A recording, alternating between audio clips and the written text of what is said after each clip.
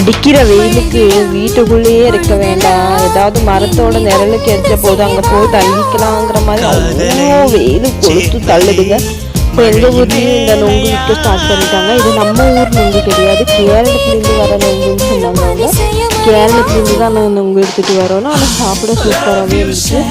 எப்போவுமே எங்கேயுமே இந்த நொங்கு இருந்துச்சுன்னா நொங்கு மட்டும் நாங்கள் மிஸ் பண்ணவே மாட்டோம். இறந்த போலாம் நொங்கு ரொம்ப ஃபேவரட் எங்களுக்கு எல்லாருக்குமே. நாங்கள் இது கிடச்சி எங்கேயுமே நாங்கள் எப்போவுமே மிஸ் பண்ண மாட்டோம். எனக்கு ரொம்ப பிடிக்கும், வீட்டில் எல்லாருக்குமே ரொம்ப பிடிக்கும். நொங்கு பிடிக்காத ஆளுங்களே இல்லை. இதெல்லாம் நமக்கு இயற்கையாக வந்த ஒரு பழங்க. இதெல்லாம் நம்ம கடவுளுக்கு தான் தேங்க்ஸ் சொல்லணும் எப்போவுமே.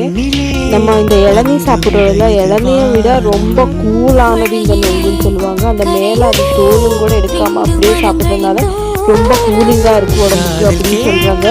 நாங்கள் இன்றைக்கி இப்போ வழியில் போகிறப்போ அந்த ரோட் சைட்லேயே நொங்கு விற்றுட்டு இருந்தாங்க. விடுவோமா நாங்கள் வாங்கி சாப்பிட்டோம். அப்படியே குழு இருந்துச்சு. குற்றால அருவியில் குளிச்சது போல இருந்துச்சு. அப்படிதான் இருந்துச்சு. எங்களுக்கு செம்மையாக சூப்பராக இருந்துச்சு நொங்கு சாப்பிட்றதுக்கு.